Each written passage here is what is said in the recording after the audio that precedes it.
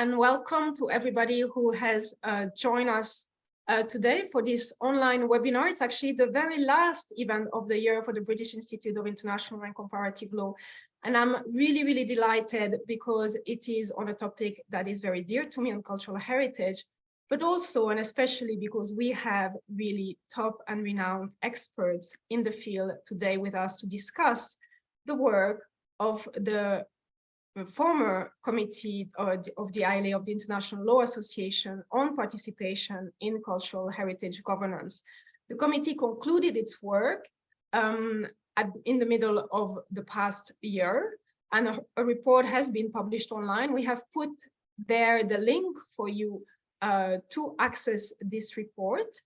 And I am delighted because we have today with us the former chair of the committee, Dr. Jakubowski, who is currently teaching in Opole, as well as Professor Lixinski, who is teaching at the University of New South Wales, and who is the former rapporteur of this committee. So we really have those who have been in charge and who have done actually a wonderful job steering the work of the committee over the past 4 years. So thank you so much for being with us today.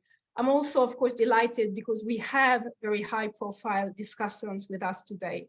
First of all, we have Professor Alexandra Santaki, who is associated, of course, with Brunel University, but who is also at present the Special Rapporteur in the field of cultural rights. We are extremely delighted she could be with us today, especially because she just came back from a country visit, so a very busy time of the year also for her. And finally, last but not least, we have Dr. Francis Kariuki, who is joining us actually from Nairobi today. He's associated with the Strathmore Law School. He's also an advocate in the courts in Kenya and an expert on traditional knowledge. Actually, Dr. Francis Kariuki was also involved a little bit in the work of the committee as he participated in one of the intersessional meetings that was held by the committee in Nairobi during the course of its work. So today we'll be discussing a very interesting question, the question of participation in cultural heritage governance. It's an issue, of course, that affects many matters regarding cultural heritage. We can, of course, think of conflicts. In times of conflicts, you will have different stakeholders, different states trying to assert their governance over certain heritage in a way to assert their sovereignty, perhaps over disputed territories. And we have seen that, for example, with the situation in Crimea over the past few years. You also, of course, have questions over participation in cultural heritage governance in post-conflict situations, at the time when heritage is being reconstructed, and who should be involved in those efforts of reconstruction. It's also, of course, a very interesting question when we think of the restitution of cultural objects. Who should have a say in what is returned and to whom? So the question of cultural heritage governance really touches on many different issues regarding to cultural heritage. So I'm really delighted that we are concluding the year with a debate on this issue. And without further ado, I would like to now give the floor to our expert, and we will start with Dr. Jakubowski, the former chair of the ILA Committee. Thank you so much, Christine, and good afternoon, everyone. It is my honor to chair this committee for the past 4 years, and it was from my personal perspective, it was an amazing experience to work with many people from different jurisdictions, and because this was a really collective work of and collective endeavor of many people. But first of all, I would like to thank you very much, Christine Hauser and the British Institute for International and Comparative Law for this invitation.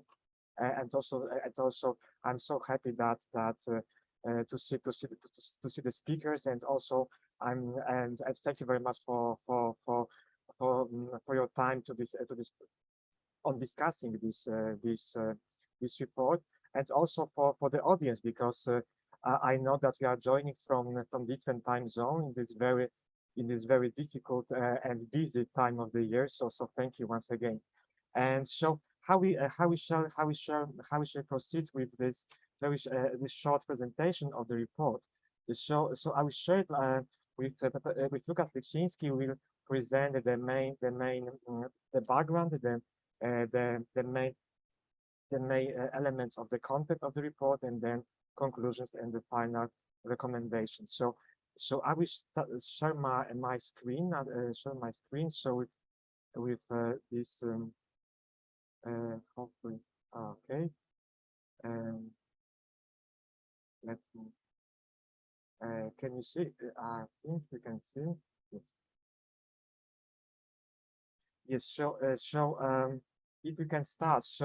When the committee started its work, it was the 4-year mandate, 2018-2022, and it was in many ways the continuation of many works undertaken by the National Association in respect of the intersection and between law and cultural heritage.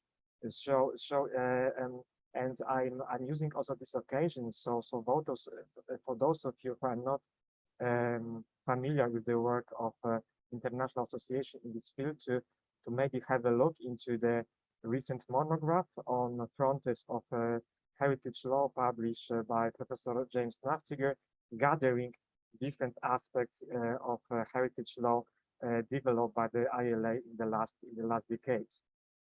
So building on this experience and also of former committees, this our committee on participation focus on this practical aspect of governance. But before moving to that, what is governance according to the committee? Just to mention once again that this was one of the biggest committees of the International Association. Over 40 scholars and practitioners across more than 20 countries on all continents. So the scope also of this committee was to be as inclusive as possible in gathering different people, different voices, but also different practices and different experiences of heritage governance all over the world. Also the key question, I suppose, is what is global governance of heritage? So we focus on the 4 aspects, like heritage as a global good.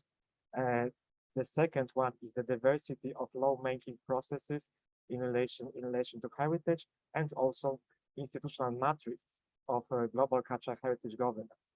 And finally, also the expanding role of non-state actors. And so after many discussions now, so you can see, because it's a long report, so and we dedicate a substantive part to the definitions of different concepts. So after much discussion, we agreed on the following concept, that the global cultural heritage governance is understood as an involving a wide spectrum of regulatory, institutional, and policy frameworks regarding and affecting cultural heritage and operating beyond a single state. Global cultural heritage governance takes place with full respect for human dignity and observance of human rights. It does not undermine or challenge state sovereignty and sovereign cultural heritage competencies, and it's built upon the rule of law. And so very much with these concepts because this concept of global governance very much linked to also to the idea of good governance, ties governance project to a participation paradigm. And this was the background of our work. So, and also in terms of methodology, so the first 2 years were devoted to international participation in legal governance processes. So in this respect, the committee investigated a number of both universal international governmental organizations and also regional ones, and to a certain extent some important non-governmental organizations such like ICOM. So this was the first phase of our investigation that concluded in the bigger event, in Oxford, when we discussed different organizational frameworks.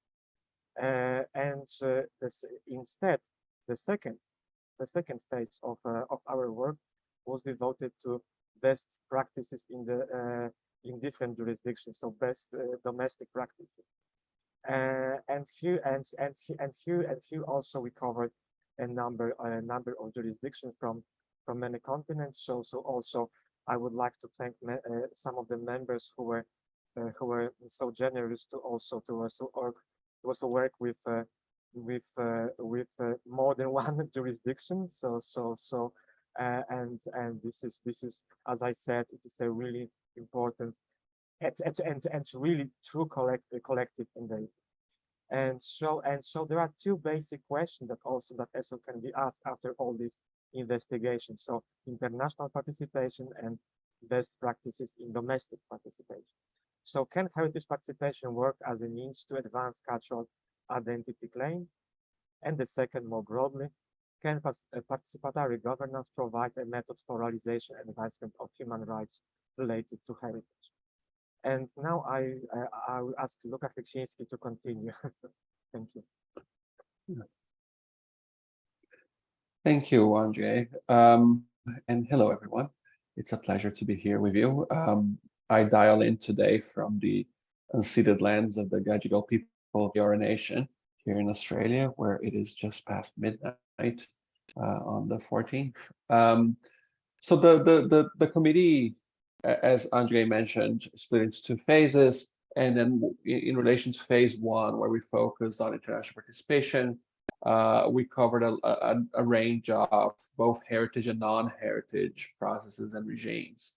And the reason we did that is firmly grounded on an understanding that a lot of participation happens not on the surface. It is enabled through essentially the background norms, or the kind of the stage management of international law. So if we focused only on specific heritage regimes, we would miss out on a lot of really important threads, which speak to more structural kind of aspects of how international organizations are put together, and also we would miss out on even substantive experiences, particularly in the area of human rights and environmental law. And we canvassed both universal and regional organizations, both those with general mandates, like the Council of Europe, but also those with very specialized mandates, like the African Regional Intellectual Property Organization, for instance. And on the basis of canvassing those organizations, we came up with an interim report, which came out in 2020, which found, among other things, that participation should always be direct and unfiltered. One of the key obstacles to participation is always this idea that someone speaks on behalf of the creator of the heritage, and that usually has some distorting effects on that identity that the heritage represents. Importantly, also, participation should not be treated as a concession on the part of states. It's not something that states allow people to do, or it should not be treated as that. It should be treated as a fundamental right of those that create and live in, with, or around cultural heritage. And a lot of that insight is grounded on this insight that there is a human right to participate. There's a lot of substantive jurisprudence in UN treaty bodies that has evolved quite significantly towards a right to participation, which is really key here. But again, we need to think more deeply beyond just declaring a right to participate, and also think about the institutional design kind of consequences that come with implementing that right. And a lot of that has to do with precisely with this idea of building procedural safeguards to participation, which is another recommendation of the interim report. Next, please. And on the basis of those insights from international and regional organizations, we moved into the second phase, which was to examine how domestic jurisdictions or national jurisdictions deal with issues of participation. We use those basic insights about international experience to kind of canvas, again, a range of issues from domestic jurisdictions via a fairly detailed questionnaire. And we came upon certain findings, some of which are really not that surprising, such as the idea that the state has a near monopoly in deciding what heritage is and what it's used for, and how it matters. But again, that kept kind of bringing back this idea, the importance of background norms in relation to heritage governance, because a lot of the structures that influenced how participation happened, they didn't necessarily have to do with heritage law. Specifically, they were just, for instance, general administrative law. And that had a lot to say about how participation could or could not happen. So that stressed, again, this idea of background norms and institutional design. It also transpired through our survey that usually the people who have a seat at the table in heritage governance are almost exclusively civil servants, usually experts and political appointees, which again, in many ways echo a lot of what happens in international law as well. You know, we're talking about diplomats and on occasion experts appointed, but hardly ever we actually get the heritage creator, the heritage holder themselves to speak or to have a say in how heritage is governed. So there's a mirror here between international and domestic law. That said, despite these similarities, there also is a lot more room for community participation in domestic law, whether it is for issues like consultation being enshrined constitutionally or otherwise, again, as part of general administrative law, and even mechanisms like participatory budgeting, which, again, on the surface would not seem to be about heritage directly, but of course they play a crucial role in whether heritage is selected and how it is selected and how it is safeguarded. And also many issues of legal standing to challenge governmental action and to challenge legislation in areas like environment, which also then spill over to cultural heritage, this idea of the diffuse protection of certain public goods. And in this way, there's a lot that international law can learn from domestic law, but we need to be very mindful of something that domestic law tends to require, which we call legal personality thresholds, which is the idea that communities need to be constituted in a certain legal form to be able to exercise their agency, particularly when it comes to legal standing for judicial recourse, which is understandable. You know, because we need certain formalities to make sure that the legal process works. But in some instances, these legal personality thresholds, they can actually become burdens on communities to organize and represent and speak on behalf of their own heritage. So it's just something to be mindful of. And in international law, there's a lot of jurisprudence of the Inter-American Court of Human Rights in particular, because there's a specific right to legal personality in the American Convention. But that's a separate conversation. I'm trying to kind of bring it back to the international. Participation is still largely consultative in domestic law as well, but there are stronger standards and remedies available than in international law. And very importantly, despite some instances of participatory budgeting, for the most part, communities are excluded from the financial decision-making. Which again speaks to this importance of background norms, which is because it means relatively little to give communities a say in how their heritage is governed, if then on the other side, when the state or whoever it is dissatisfied with the direction that the community wants to give to their own heritage, they can just close the tap of funding. So it's also something we need to be very mindful of in developing these practices. Next, please. So on the basis of those two phases, we put together the final report, which is what Kristen referred to, and the one that is linked on the chat. And it has It's a fairly detailed report, and I invite you to read it. But this is a summary of the recommendations of the report, which is the idea that we need to recognize the diversity of heritage actors. We need to design legal regimes to convey that the identification and safeguarding of heritage is not an exclusive prerogative of the state. So it's a lot about undoing this idea that which is somewhat problematically enshrined in international heritage law, that heritage is the state's, right? And the purpose of international heritage law is to protect the heritage of the state and the identity of the state. There's more going on here. And even if it is fully a national identity kind of conversation, we still need communities to keep that heritage alive and relevant, right? Related to that, it is very important that all decision makers and gatekeepers, they're not the only ones at the table, right? We need to bring communities to the table, and they need to have an equal footing in that conversation.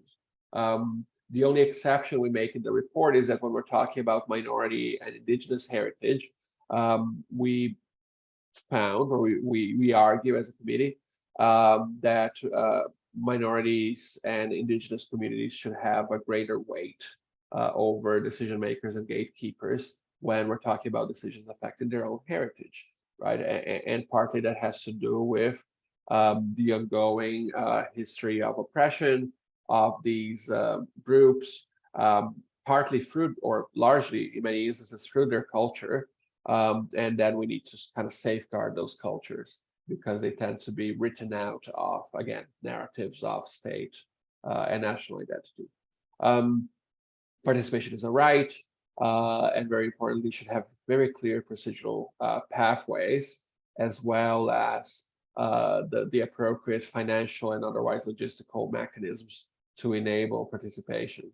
And a lot of those things need to be implemented not only in domestic and general frameworks. As you know, right, UNESCO tends to treat each domain of heritage, as they call it, as kind of a fairly self-contained sort of regime, but rather participation cuts across all of that. So we need to find those pathways for participation in the synergies among these various regulatory and governance regimes, because there's a lot that we can learn across different regimes in this area. Next, please. Connected to those recommendations, we also put together a resolution which fleshes out those recommendations to specific audiences in a bit more detail. And here's a sample of the recommendations we put in the resolution to UNESCO and the organs within it overseeing the implementation of international heritage treaties, which is, a lot of it is amendments to operational guidelines and directives to include greater participation in the identification, listing, and monitoring of heritage, but also this idea of reducing the over-reliance on experts to translate the voices and aspirations of non-state actors in relation to heritage governance. We come back to this idea of the special weight to be given to the voices of indigenous and minority groups in our resolution as well. And finally, we invite UNESCO and other bodies as well in other parts of the resolution to pilot procedures and mechanisms to better identify those synergies we were just talking about across different regimes, which allow us to learn a lot from each other in terms of developing pathways for participation and really understanding those background norms and institutional design issues that need to be brought to the forefront if we are to take participation seriously. Next, please. So that's essentially the work we did. We are working, and this event is a way of doing that, to publicize these findings and to drive this transformation in the governance of heritage, and those are findings which, in our view, can also inform the governance of a lot of other global public goods, particularly things like the environment and the oceans and all of that. and there's a lot of recommendations there, not just for UNESCO, but also for regional and domestic processes as well, and different types of legal regimes. And ultimately, on the basis of our work, we concluded that we should not push for a new treaty or a new recommendation or declaration in the area of participation, partly because we took a more reformist sort of approach and drive change from the inside, rather than having to deal with the question of whether the external instrument is really applicable and how it works.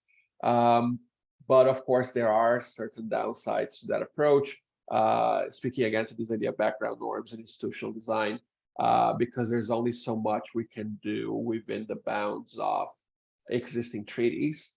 At the same time, however, the experience with treaties, like particularly the World Heritage Convention, in its operational guidelines, has shown us that a lot of transformation can happen within existing regimes. So that's a pathway we suggest we take as a field, and we invite everyone in the audience to do just that. So that's it from me in presenting our main findings, but I look forward to Alexandra's and Francis's reactions and to our discussion. Thank you very much for the presentation. Oh, it's very difficult to summarize the report because it is very rich, and I definitely would encourage everyone attending listening in to read through the report. What I found really interesting, and it's great that we have the Special Rapporteur here to comment on the report, is I think it does really a big change in the way we conceptualize cultural heritage within the human rights framework, right? You had the 2011 annual report from Farida Shahi, the former Special Rapporteur, that talked about the right to access and enjoy cultural heritage within human rights law. But here we really move from a sort of a passive sense of that right to an active sense of the right, really a right to participate. And I think that's really a key change that is contained within the work of the committee. But I will let Alexandra give her own views on it. Before I give her the floor, I just want to let everyone know that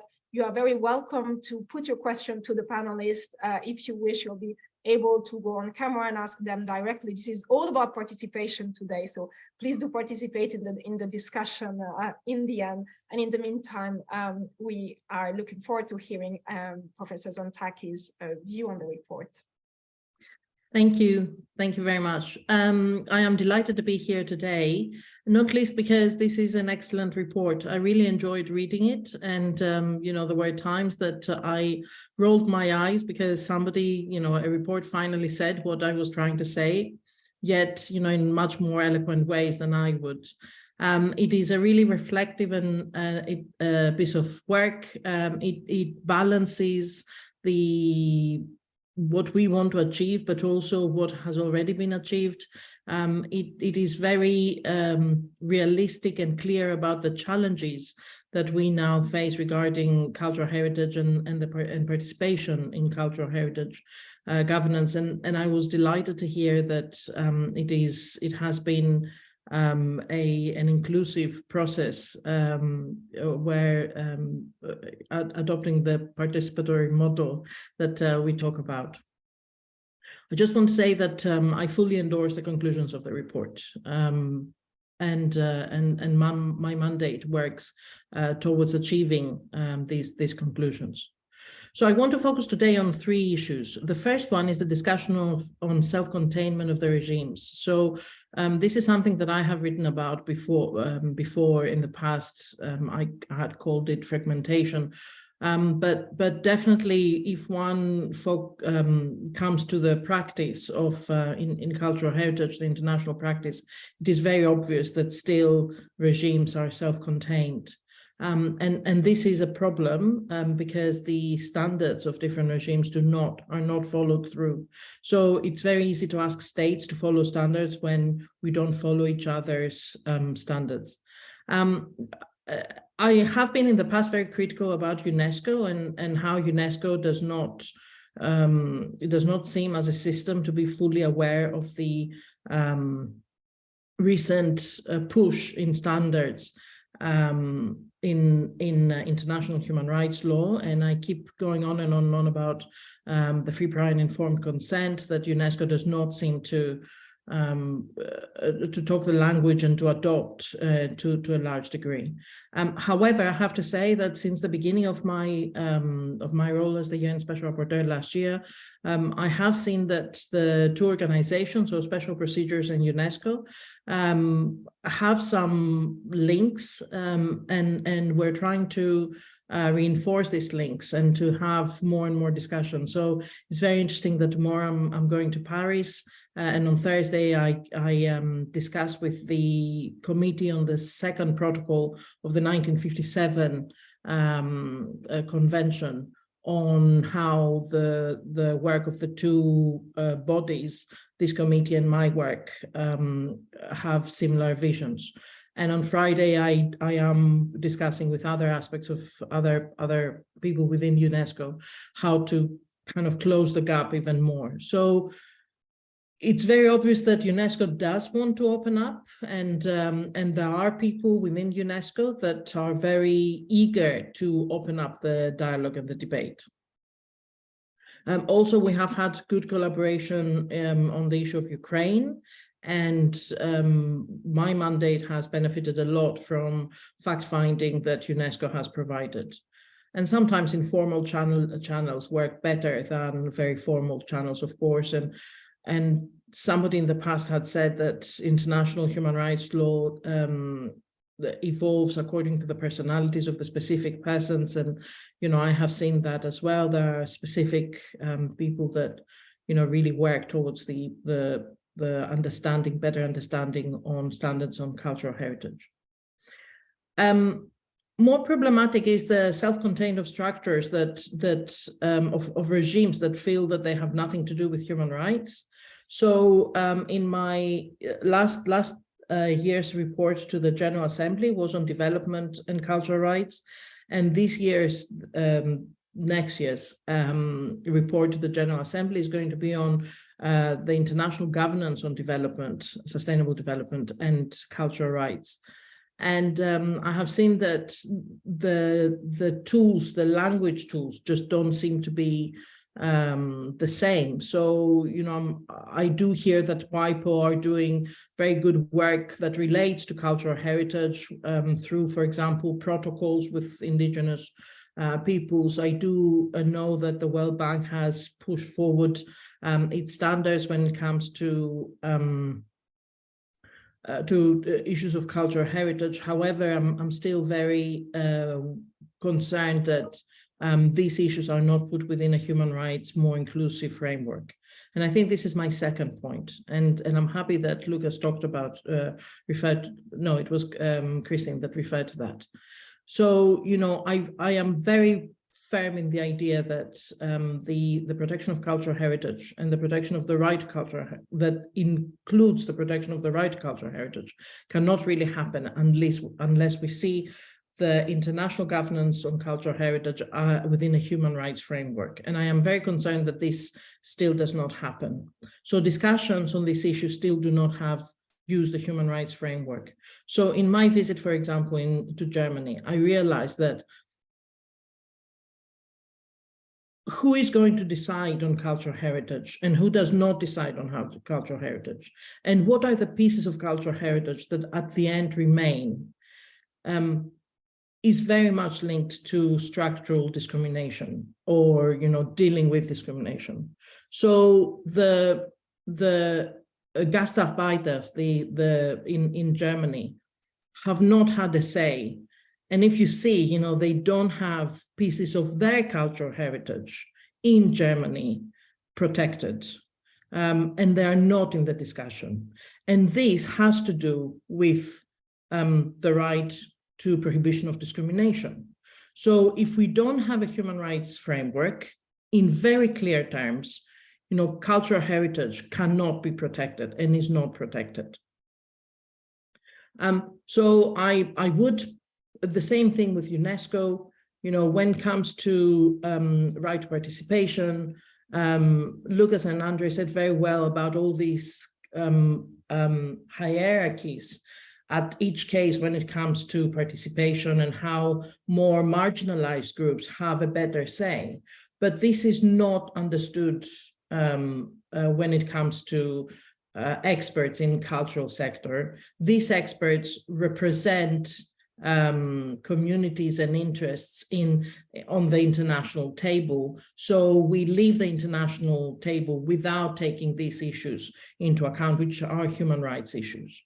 The second thing is that some states are having very good practice, and I'm really looking forward to kind of getting access and reading more the specific case studies that you have done. But my understanding, at least, is that very often they have this excellent domestic practice and they portray it as part of their, at best, national law, at worst, goodwill towards marginalized groups. So they still have not realized that this is part of respecting the international obligations they have signed and ratified. And this also has to do with the meaning of cultural heritage. And I think that, you know, again, what you said is very clear to me, that cultural heritage is very much still seen as high culture, as part of high culture. Whereas, so culture is the popular culture, is seen as the popular culture, and a cultural heritage is very often seen as, you know, the culture of high value for whatever reason. So I think that this is very important to introduce, and this is, you know, one of my main priorities, to introduce a human rights framework. And I think that also, just a second example that, you know, I really want to say, for example, Lucas talked about how, and the report talks about how important participation in budgeting structures are. So if the juries in international competitions come from elites, or do not have the marginalized persons, their cultural heritage is not realized, they don't get funds, they are out of the protection of cultural heritage, in essence. So I think that this human rights framework is essential. And I would like, as we move forward, to see more linkages between human rights and UNESCO discussion in any committee of the ILA on cultural heritage. You know, standards on minority rights, standards on indigenous rights, maybe we're not as much included in the report, even though it was so rich on so many issues. And finally, I just want to say two things on participation, if I may. I completely agree. You know, I actually wrote it down, hegemonic heritage discourse, you know, the hegemonic heritage discourse that the report talks about. And you're absolutely right, and I talked about this. But I think that what I am really interested in is that in this discourse, what I said before, we haven't really focus so much on the different conflicts in participation when it comes to cultural heritage. So what happens when in the Oranienstrasse square in Berlin, different people want to use the square for different memorialization of their cultural heritage. So who has a say more than the others? And I think that states have not really grasped the idea of indigenous peoples having more of a say because they're a special case, or, you know, other vulnerable groups. So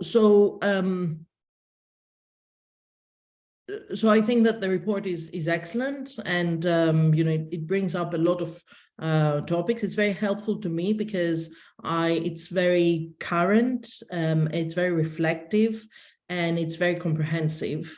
And I think it is also, it leaves some very difficult, it discusses, but leaves some very difficult topics open to push them forward, to evolve the protection of cultural heritage. Thank you. Thank you so much, Professor Zantaki. That was a very, very broad overview. You made so many interesting and very pertinent points in your intervention. You brought up UNESCO, and I actually was curious as to what you thought about, you know, the recent declaration, the Mondial Cult Declaration, when they talk about culture as a global public good, and to what extent seeing it as a global public good kind of goes against this participation at the local level. So perhaps you may want to come back to that. So I was in Monteakult, and it was a fantastic fiesta. But listening to all states saying how amazing culture and cultural heritage is and how they will do things made me wonder when all these human rights obligations and all these UNESCO obligations were signed, because they were not signed last year. They were signed back in the 70s and in the 60s. And it is sad that what states in their entirety continue to say is how they will, they have started discussing on measures in order to protect things that are pretty obvious. So, but I had a brilliant time. It was great also that you highlighted the point about budget and having a say in budget. That's something that goes back perhaps to also my point at the beginning, in post-conflict situation when you may have quite an influx of financial resources for the reconstruction, where perhaps sometimes local communities are involved just in a sort of a token participation rather than actual, participation. And you're absolutely right. And I think this is one point that I want to make when I meet with the Committee on the Second Protocol on Thursday, that, for example, in Ukraine, there's a lot of talk about, in international governance, about the post-war era and the protection of cultural heritage in the post-war era. But I hope this is not the cultural heritage of Ukrainians. I hope this is the cultural heritage in Ukraine, which also has, of migrants, of Greeks, of Jews, and dare I say, of Russians as well. And I think that it's very important to ensure that there will be no discrimination in the way the international community funds the post-war era, so that we can continue to have a multicultural state in Ukraine. I think, there is a little bit of we have pushed aside the multicultural nature of Ukraine, and we focus maybe a bit too much on Ukrainians, which I fully understand, but there are also other cultural heritage of other individuals and groups to reflect on. Yeah, I think your point about discrimination, actually, that was the last thing I wanted to highlight among your all your very interesting points, is because when Lucas, of course, showed the recommendation, and you have the key ones, and it talks about minorities, indigenous people as well. But what's very interesting and important in the report as well, it does talk about non-discrimination as well, because of course gender can also be an issue, in terms of access, even at the local community level, where women may not have access to participation in any way. So, and that's also a part of the report, but there's a lot, so it's difficult to unpack everything. But yet I have to say that the report, just a last word, but the report did manage, and for a topic that is so broad and so difficult and so still very much evolving, the report managed to actually, do justice to the topic, but also to the challenges within the topic. So thank you. Absolutely, doesn't shy away from the challenges. Thank you so much. And I would like to hear from Dr. Kariuki from Kenya. So perhaps if you want to give us your expert view on the report. Thank you so much, Christine. I take this opportunity to thank the organizers for extending this invitation to me to also make some comments on the report. And I also congratulate the committee for the excellent job on this very hot, difficult, complex issue, international law and in domestic law. So I join Professor Alexandra in appreciating that the document is a very, very comprehensive document and very well written. And at least on the question of participation, the document, I know that it recognizes, as Professor Alexandra has said, the challenges and the pitfalls of the current participatory frameworks, both in international heritage law and international law generally. And of course, I note how it addresses that heritage governance has largely been state-centric, in the sense that the views, the voices of the owners, if I may use that term, the custodians of the heritage are largely neglected. Again, I also note in terms of recognizing the levels of participation, we see again the emphasis is more on the state, civil servants, experts, and NGOs.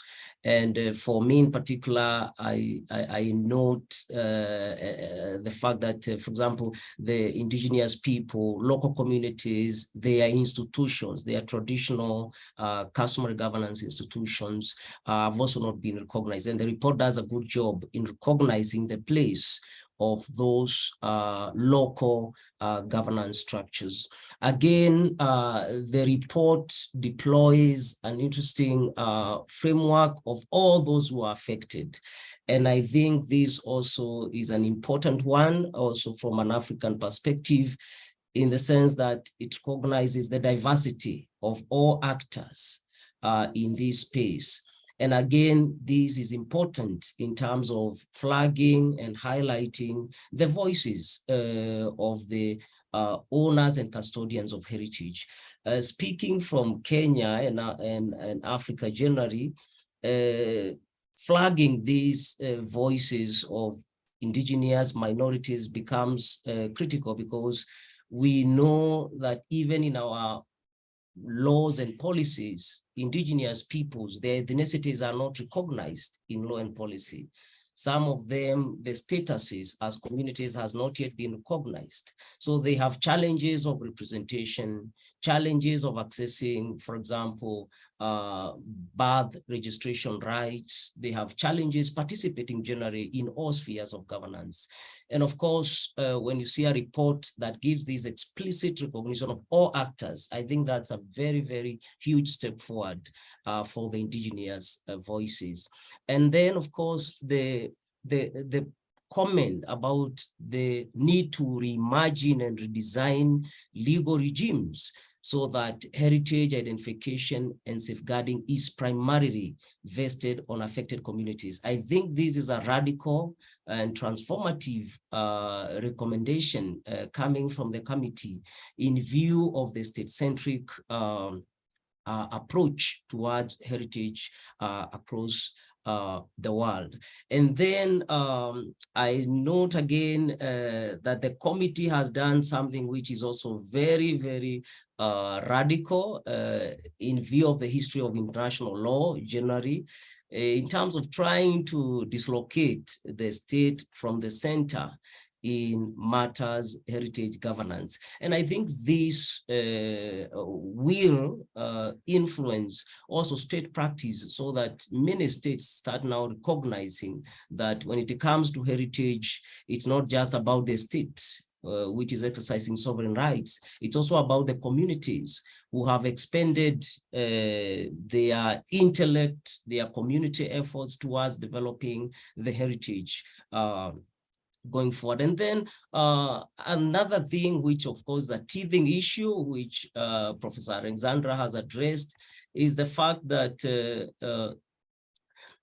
there has been fragmentation and compartmentalization of participation by different actors, and not only actors, but even in terms of different regimes trying to address the question of participation.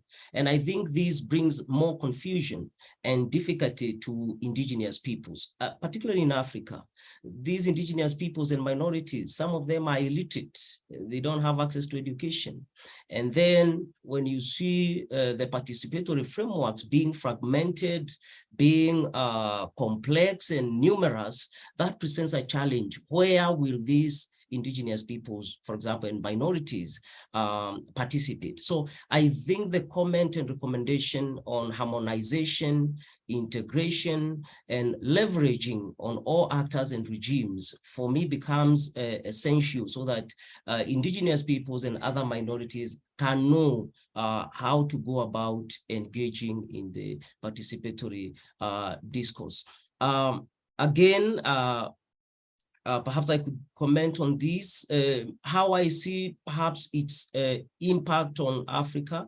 I think it is also playing an important role, as I've said. It may contribute towards influencing the work of states and also institutions, for example, the African Commission, the African Court on Human and People's Rights. I see it, the report and its recommendation playing a similar role to the United Nations Declaration on the Rights of Indigenous Peoples, which, even though it's not hard law, it's not binding, we have seen states reacting to it positively by some of the laws and policies towards indigenous peoples.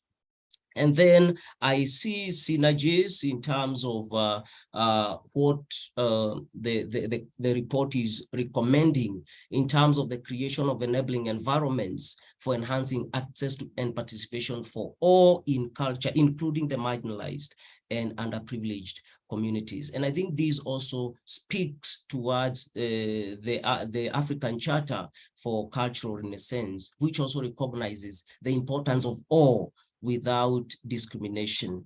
And then the other thing I note is the fact that the report has also recognized the need for different levels of participation. As I had said earlier, in the African context, Kenya in particular, I have seen state practice moving towards what Lucas and Andrew are talking about, the direct and unfiltered kind of participation, where you allow the communities to engage through their own customary governance systems, through their own traditional justice systems. And these, again, we see it being given some kind of legal character through the work of the UN, the UN SDG 16, for example, which recognizes traditional institutions. So I think this also will be very, very helpful in terms of giving some kind of legitimacy to traditional and customary governance systems. And these will ultimately correct some historical injustices against marginalized indigenous peoples, such as the Maasais in Kenya, in Tanzania. Because I also note that international law, although not binding, recognizes that communities participate in matters governance through their own representatives and institutions. And perhaps lastly, I would also like to highlight an aspect that the report flags, is that there should be synergies, as said earlier. And for me, what I would also want to see perhaps going forward, even the work of the committee and other, is, for example, the need to integrate this focus of participation with other disciplines and sectors. For example, what is happening in land governance, both especially at the domestic level, what is happening in the intellectual property space, in the traditional knowledge space, in environmental law, in anthropology, other domains beyond law, what is happening? Because unless we unify all these approaches, our indigenous peoples don't have the budgetary resources, they don't have the technical competence to participate in all these spaces, leave alone at the international level, even at the domestic level. So I know that would be helpful, so that we don't spread their energies towards different platforms. And then, of course, I know that the report recognizes that heritage safeguarding is not possible or sustainable without input from interested parties. And for me also, I think safeguarding will also require the protection of the territories, the lands and resources of source communities.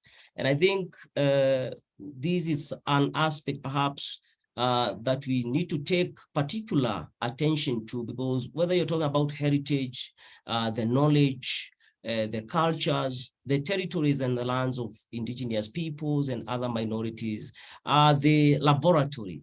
It's from those territories and lands and resources that communities are able to generate the knowledge to develop their culture over the years. So again, the work of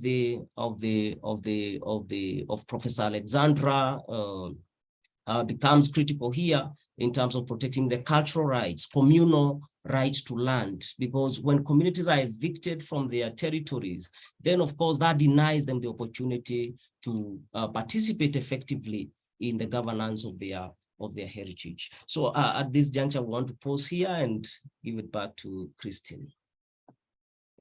Thank you so much. Again, there's quite a lot to unpack. You've made, again, a really excellent point. I'm actually very glad also you brought it within the African context. You mentioned the role of the court. And of course, within the African Charter, you have Article 22, cultural development. You had the Ojia case in Kenya. So there are some developments there to be made. So that was very interesting. Also, talking about synergy with other areas is critical. We're working right now at BICOL on something on heritage also and linking it with climate change action. So I think you're absolutely right. It should be there should be synergy with other areas. And your point about harmonization was also brilliant, is the fact that harmonization not just help those, for example, at the UN or at the state level, but it really trickles down in simplifying the process also to allowing this participation from really the bottom up. So thank you so much for those points. I'll perhaps now move over to the question from the audience, and we have two or three questions. One I think is perhaps a comment, but I'll let our participants just ask the question directly to the panel, and we can go a few minutes over the 2 p.m. mark so that we are not rushed and have the time to go back to all the panelists as well. So over to you, Mr. Bruno, from the National Research Council of Italy. Good afternoon, Christine, and good afternoon to everybody. I'm Giovanni Carlo Bruno from Italy National Research Council.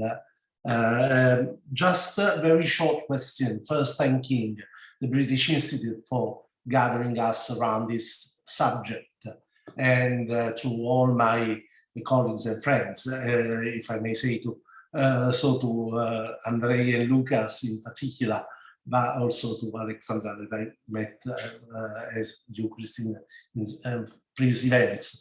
Just very shortly, I endorse totally your recommendations on of the report, but then I move to the question of fair representation of all groups involved in the process of participation of cultural heritage governance. This point was raised also by the other speakers, and it's crucial, I think, in a subject in which the formal and informal communities on a territory should govern the cultural heritage.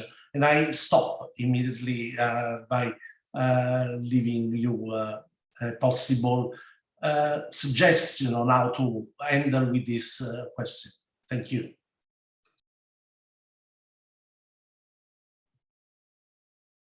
Well, perhaps, yeah, Professor Lixinski wish to answer this one. Yeah, thank you, Giancarlo. It's a wonderful question and a wonderfully complicated one. So there's a few issues here at stake, right? One is the issue of making sure that representation happens in fair terms once people are in the room, and then because there's always going to be, you know, to the extent that we're working within the existing regimes, there's always going to be a bit of a bias against new participants, right? Because they were not written into the original rules. And it kind of reminds me of a past life when I was doing a lot of consumer protection law. Because it always reminds me of this issue of asymmetries, right? Contractual asymmetries and asymmetries in private legal relationships in consumer law, but in general, in legal relationships. And the role that the state, in the case of consumer law, plays in leveling the playing field as much as possible, right? So we end up getting to this point where we need to rely on the state again, which can be, again, problematic in the context of indigenous and minority groups in particular, but we need to rely on someone to level the playing field. And states, still in international law, as a state-centric system, by and large, tend to be in a better position to do that. Two risks there. One, of course, is what I already mentioned in relation to minorities, and the other is the what is the other? Oh yes, that state interference will devolve into paternalism, right? And we definitely don't want to get there either. So there's always going to be some complications in ensuring fair representation from that substantive level once people are in the room that we need to be mindful of. And then there's the other level of your question, if I heard it correctly, which is the fairness of who gets to be in the room in the first place. How do we invite people in, right? Who gets through the door? And in many ways, it's a relaxation, but also a replication of this gatekeeping pattern in which we're currently stuck. So it's always a tricky balance to make. And on the one hand, we want to respect community structures, again, especially when we're talking about minorities and indigenous groups, to make decisions on their own. But we're also need to be mindful to make sure that, for instance, and that there's examples in Panamanian heritage governance that speak to this, that it is the heritage creators rather than the community elders who are in the room, right? Or at least that if the elders are going to be there, heritage creators also need to be there. Because in Panama, it created this whole gender dimension, which the community elders, speaking on behalf of the heritage, were all male, but the culture creators, the heritage creators, were all women, and they were then just greatly disadvantaged in the process because, well, the elders didn't even understand what the heritage meant and how it was created and how it could be economically exploited. So those are, which is all to say that I don't really have an answer. But there's a lot of elements that we need to bear in mind, and it's probably inappropriate to give a one-size-fits-all or even a one-size-fits-most kind of answer, because we don't want to keep replicating, especially again in the context of indigenous groups and other minorities. We don't want to keep replicating the colonial violence these groups experience, but these are some of the things we need to bear in mind when fleshing out what fair participation actually means in practice.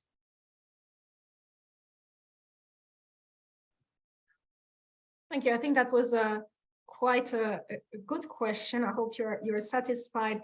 We have another participant who has a question that I may actually ask Andre to respond to.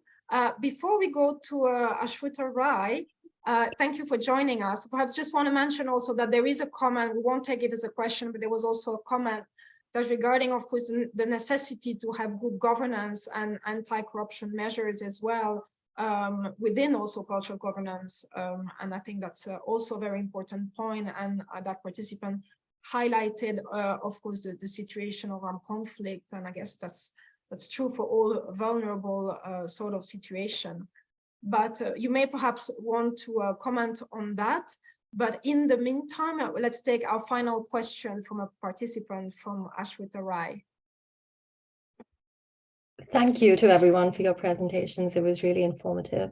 My question is, well, mostly to Dr. Jakubowski and Professor Lixinski, but I was wondering, and this sort of takes forward a little bit of the previous question as well, but in terms of deciding who gets to be in the room, is there a sort of strategy that the report proposes or that you have in mind to deal with contested claims to heritage? And I'm actually thinking of two extremes. The first is when different heritage communities may consider themselves to have mutually exclusive claims to a heritage, which doesn't accommodate for another claim.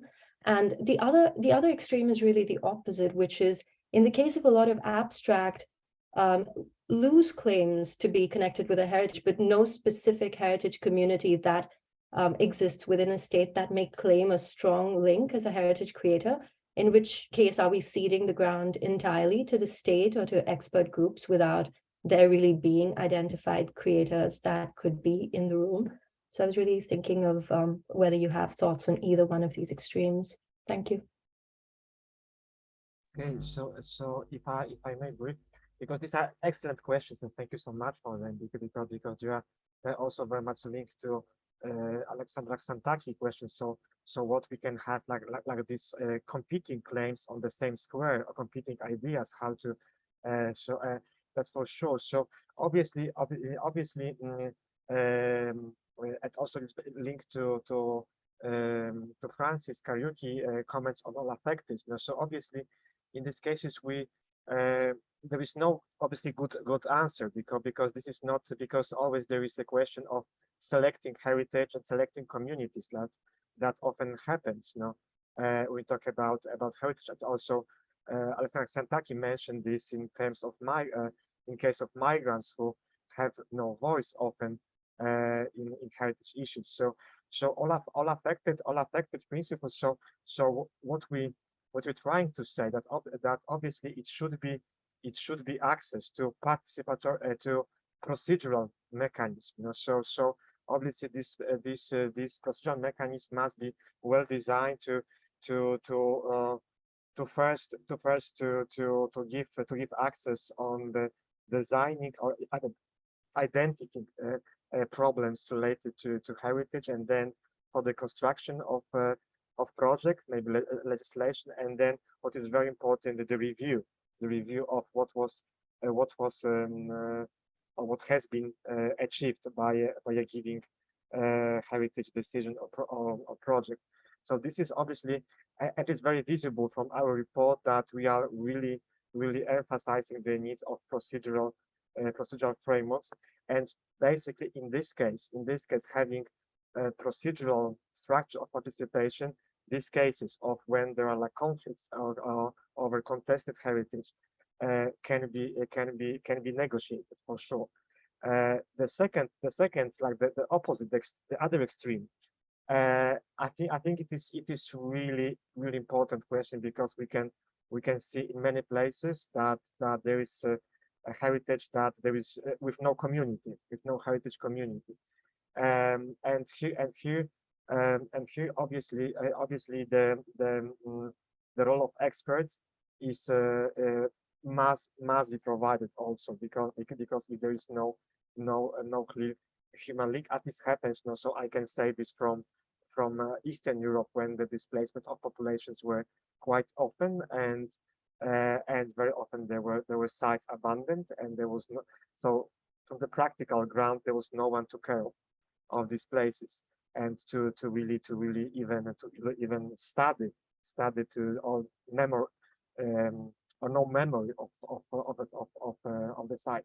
So here obviously this cooperation with other actors than heritage communities should be taken into account. And before I pass also maybe to voice to Lucas, I just wanted also to encourage everyone at the meeting also to look careful in the report, because we also identified some very recent good examples on engaging communities, and sometimes complex situations. For instance, Mexico is the recent legislation on indigenous and Afro-Mexican heritage, which attempts also to find solutions for some of your questions. In this regard, so how to really work with community, with very different communities and their different interests. So thank you for your question, and maybe Lucas, if you would like to comment on.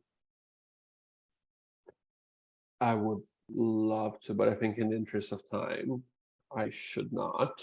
But let's keep that conversation going offline, Ashruta, if you're interested. Thank you. I would like to give the floor one more time, and thank you so much for asking the question. I would like to give the floor also one more time to our discussant, if they want. I mean, I see that there is a question specifically for Dr.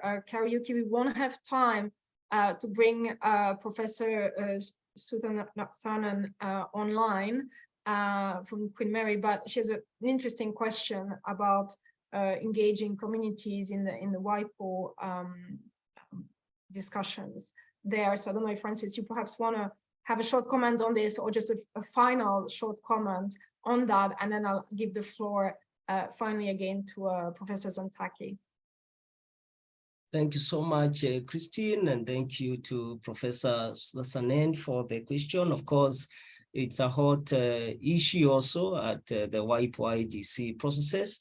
But I could just comment that I think even the IGC process itself and the participation of indigenous peoples itself is a statement to the fact that the WIPO processes are recognizing the role of communities, indigenous peoples and other minorities in the whole IPTK genetic resources discourse. And I think that recognition has also been necessitated by the growing work of human rights bodies and institutions and international human rights law. And I think the work of this report in terms of recognizing that there should be direct and filtered participation of peoples, groups of communities, I think also gives some form of legitimacy to the participation of communities in the IGC process. And I think more is also happening in terms of the recognition of the customary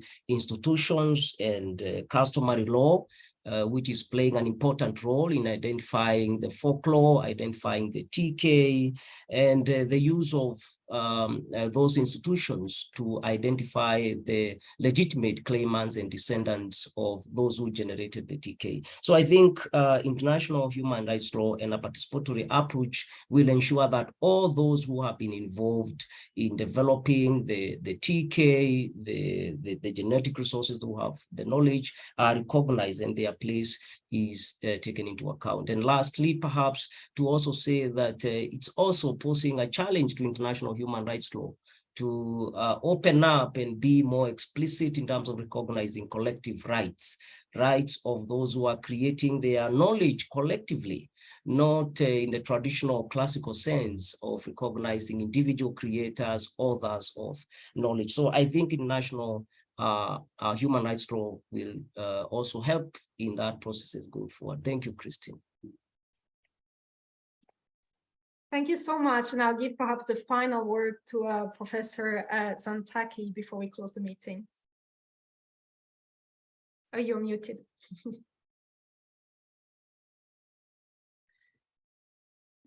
Thank you. Thank you very much. All very interesting questions and very interesting answers. I'm just going to start from the end. I think that we have to remember always that international law is mainly realized or maybe created by states.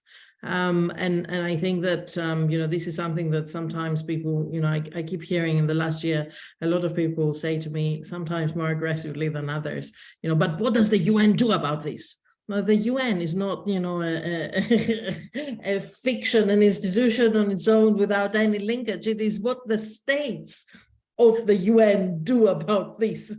So I think that it is very important to remember that. And unfortunately, I wish I could finish at a more positive way. Unfortunately, I feel that there is a disconnect between what the international law standards say and what the states believe that the international law standards say. So I think that we still have a lot of work to do about what I was talking about, about the human rights framework. So it was quite disappointing for me in this incredible fiesta in Mondiakult that the declaration at the end, I think it has human rights twice. It has 2 references to human rights, and it is very weak. And these references, apparently, I have been told that, they got in through various means of lobbying, etc. So I think that we have a lot of more way to go. And sometimes the converted, all of us who are the converted ones, do not realize that, we have to kind of,